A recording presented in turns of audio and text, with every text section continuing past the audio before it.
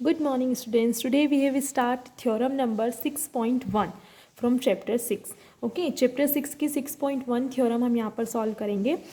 जब भी कोई थ्योरम हमें प्रूफ करने के लिए आती है तब हमें उसे गिवन से स्टार्ट करना होता है। पहले गिवन क्या है हमें, देन क्या हमें उसमें प्रूफ करना है, उसके बाद हम उसका सॉल्यूशन स्टार्ट करते हैं। ठीक है, गिवन टू प्रूफ देन फिर प्रूफ। ओके सबसे पहले जब भी हमें कोई भी थ्योरम गिवन है तो उसमें हमें सबसे पहले ये देखना होता है कि हमें गिवन क्या है और प्रूफ क्या करने के लिए बोल रहा है। तो जैसे यहाँ पर जो हमें थ्योरम 6.1 गिवन है उसमें है two lines intersect each other then the vertically opposite angles are equal. मतलब यहाँ पर ये बोला है कि टू लाइन हैं जो एक दूसरे को इंटरसेक्ट करती हैं तो उसके जो वर्टिकली अपोजिट एंगल जो होंगे वो क्या होंगे, इक्वल।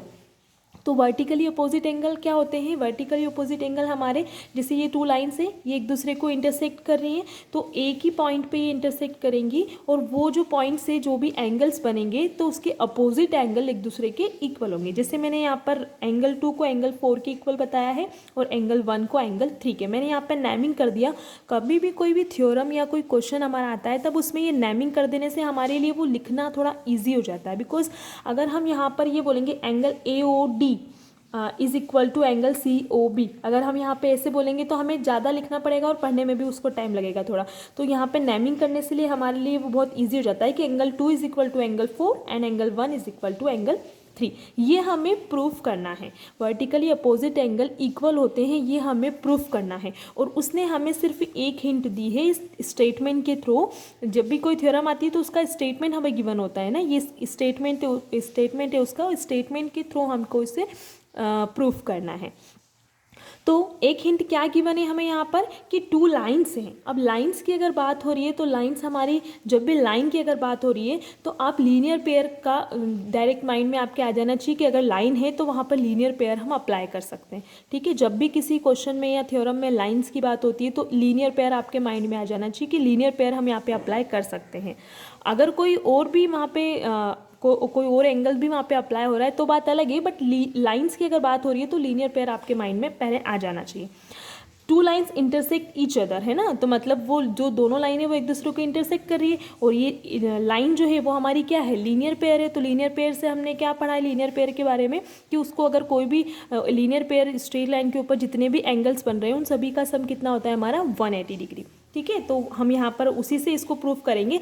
देखो हम यहाँ पर किसी भी एक स्ट्रेट लाइन को ले लेंगे। यहाँ पे जैसे मैंने यहाँ पे AB को लिया तो AB के यहाँ पर ये वाली एक तो ये OD भी रे है यहाँ पर और एक OC भी रे है। तो कोई भी एक आप ले लीजिए यहाँ पर, या OC ले लीजिए या OD ले लीजिए, को जो भी आपको ठीक लगता है।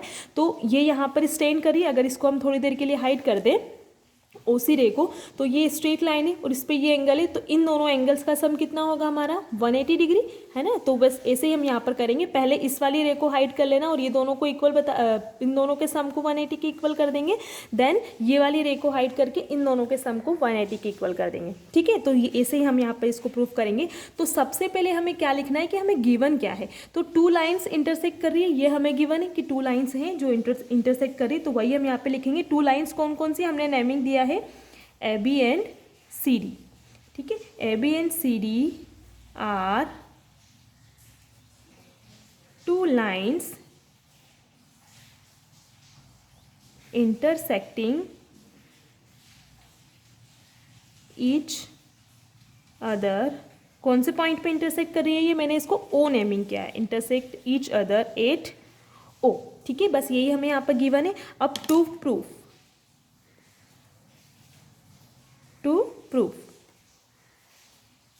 क्या प्रूफ करना है हमें यहाँ पर, हमें प्रूव करना है कि जो वर्टिकली अपोजिट एंगल होते हैं वो इक्वल होते हैं, है ना। तो we have to prove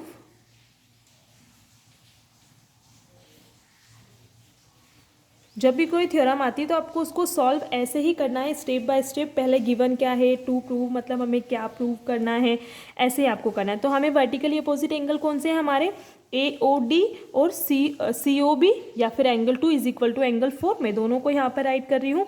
angle AOC is equal to angle DOB। और एक और एंगल कौन सा है हमारा, angle AOB is equal to angle AOD AOD is equal to angle COB। ठीक है, अब ये AOC एंगल मैंने किसको नेमिंग किया है, 1 को। ये AOC एंगल 1 है हमारा, और DOB एंगल हमारा कितना है, 3। तो angle 1 is equal to angle 3 हमें प्रूफ करना है, और एंगल 2 इक्वल टू एंगल 4। मैंने सेम कलर में जो राइट किया ना, इनको हमें प्रूफ करना है। ठीक है, अब हम स्टार्ट करेंगे हमारा प्रूफ। ये अगर थ्योरम जब भी आती है, हम उसको ये जो गिवन और टू प्रूव स्टेट अगर हम नहीं लिखते हैं, ये पॉइंट्स अगर हम यहाँ पर नहीं लिखते हैं, तो हमारा 1 मार्क्स इसमें हमारा डिडक्ट हो जाता है। ठीक है, क्योंकि हमें ये जो गिवन और टू प्रूव है, इससे हमें अगर हम पूरा क्वेश्चन सॉल्व नहीं कर पाते हैं, बाई चांस आपको नहीं आ रहा है, तो गिवन और टू प्रूव अगर लिख देने से आपको 1 मार्क्स यहाँ पर मिल सकता है। तो कभी भी थ्योरम में, किसी भी थ्योरम में ये चीज़ कभी भी मिस मत करना। हमेशा स्टार्टिंग में कोई भी थ्योरम हो या क्वेश्चन हो प्रूफ वाला अगर कोई भी क्वेश्चन आता है, तो प्रूफ दैट कि हमें ये प्रूफ करना है, दोनों किसी एंगल को किसी एंगल के इक्वल में प्रूफ करना है, तो या फिर ट्रायंगल को लेकर कोई क्वेश्चन आता है कॉन्ग्रुएंसी बताने के लिए, तो जब भी प्रूफ वाली थ्योरम या क्वेश्चन आते हैं, तब हमें गिवन और टू प्रूफ लिखने से 1 मार्क्स हमारा ऑलरेडी गेन हो जाता है। तो इस बात का ध्यान रखना। देन अब प्रूफ हम स्टार्ट करते हैं। तो प्रूफ के लिए सबसे पहले देखो हम किस रे को ले रहे हैं। अगर मैं यहाँ पे OA रे को ले रही हूँ, है ना, कि OA है, एक OA रे है जो स्टैंड कर रही है हमारी किसके ऊपर, CD लाइन के ऊपर, और O पे वो क्या है, यहाँ पे देखो ये OA रे है, CD लाइन के ऊपर स्टैंड कर रही है ना। तो ये दोनों एंगल्स का सम कितना हो जाएगा, एंगल 1 और एंगल 2 का 180 डिग्री। ठीक है, तो वो मैं यहाँ पे लैंग्वेज में राइट करके बता रही हूँ आपको। ये देखो यहाँ पर since ray OA stand on line CD at O, मतलब ये जो OA रे है वो स्टैंड कर रही है लाइन CD के ऊपर और एट O पे। ठीक है, O से स्टैंड कर रही है वो यहाँ पर। तो जब ऐसा अगर हो रहा है, तो so by linear pair of angles क्या हो जाएगा, एंगल 1 एंगल 2 के दोनों क्या हो जाएंगे, इन दोनों का सम 180 के इक्वल हो जाएगा। ठीक है, तो यहाँ पर हम राइट कर देंगे angle 1 plus angle 2 is equal to 180 degree. ये बन जाएगी आपकी इक्वेशन नंबर फर्स्ट। अब जैसे मैंने यहाँ पर एक रे के लिए, जैसे यहाँ पे मैंने OA रे के लिए किया है, वैसे अब सेम एज इट इज़ यहाँ पर हम किसके लिए करेंगे, OB या OD, किसी भी एक और रे के, यहाँ पे किसी भी 2 एंगल्स को हम इक्वल बता देंगे, तो सेकेंड वाला हम सिमिलरली करके उसको राइट कर सकते हैं। ठीक है, तो यहाँ पर मैंने OA को बताया है। अब उसके बाद मैं एक और ले रही हूँ यहाँ पर OD। ठीक है, अब ये OD भाई जैसे सेम लाइन मैंने यहाँ पर राइट की है, same as it is line आपको राइट करनी है, बस CD की प्लेस, जो OA हमने स्टैंड की है उसकी प्लेस पे हम क्या ले लेंगे, OD। ओके, देखो यहाँ पर मैंने OD को ले लिया, तो OD stand on the line AB at O। देखो ये जो OD लाइन है हमारी, ये OD लाइन है, ये स्टैंड कर रही है AB के ऊपर और एट O पर। ठीक है, एट O से यहाँ पे स्टैंड कर रही है AB लाइन के ऊपर। तो ये भी, ये दोनों एंगल्स का सम कितना हो जाएगा, एंगल 2 और एंगल 3 का सम हमारा कितना हो जाएगा, 180 डिग्री। ओके, तो ये देखो angle 2 plus angle 3 is equal to कितना हो गया, 180 डिग्री। अब यहाँ पे इन दोनों इक्वेशन को हम क्या कर देंगे, देखो यहाँ पे फ्रॉम 1 एंड 2 इक्वेशन 1 और 2 की बात कर रहे हैं। अब इक्वेशन 1 और 2 में हम क्या करेंगे, देखो कभी भी अगर कोई भी LHS या RHS वाला पार्ट सेम होता है, जैसे यहाँ पर अगर हम इक्वेशन 1 और 2 की बात करें, तो इन दोनों का सम 180 डिग्री है और इन दोनों का सम भी 180 डिग्री है। तो जब इनके RHS वाले पार्ट अगर इक्वल हैं, तो इनके LHS वाले पार्ट को हम इक्वल राइट कर सकते हैं। जैसे अगर मैंने यहाँ पर राइट किया आपको 2 + 3 इज इक्वल टू 5 होता है। ठीक है, और अगर मैंने राइट कर दिया 4 + 1, तो 4 + 1 भी क्या होगा, 5 ही होगा ना।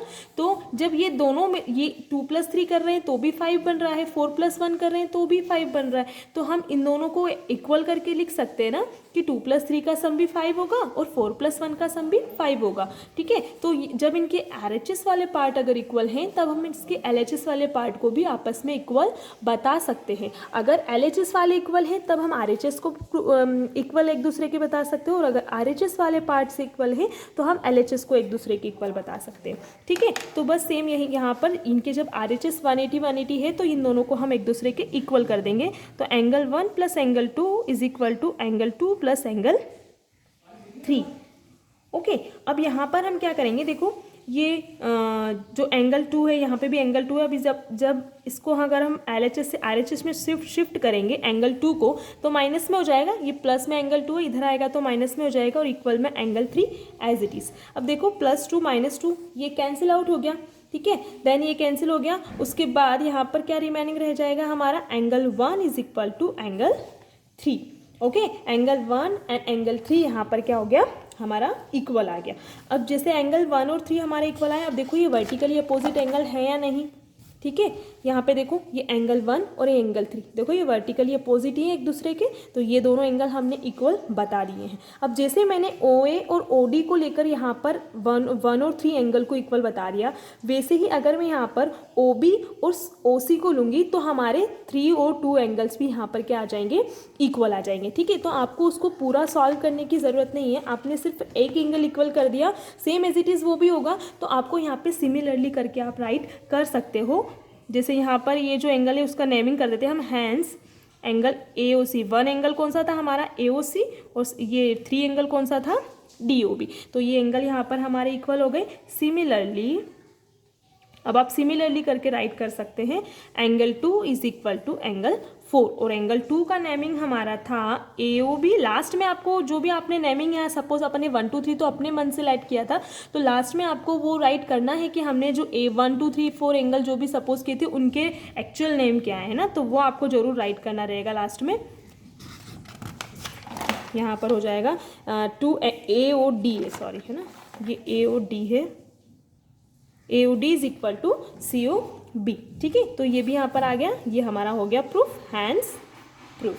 ठीक है, ये आपका प्रूफ यहाँ पर थ्योरम फर्स्ट का कंप्लीट हो गया है। आई होप आपको ये समझ में आया होगा। आपको सिर्फ यहाँ पे लीनियर पेयर का ध्यान रखना है, लाइन्स आ गया तो लीनियर पेयर आपको यहाँ पर यूज़ करना है। ओके।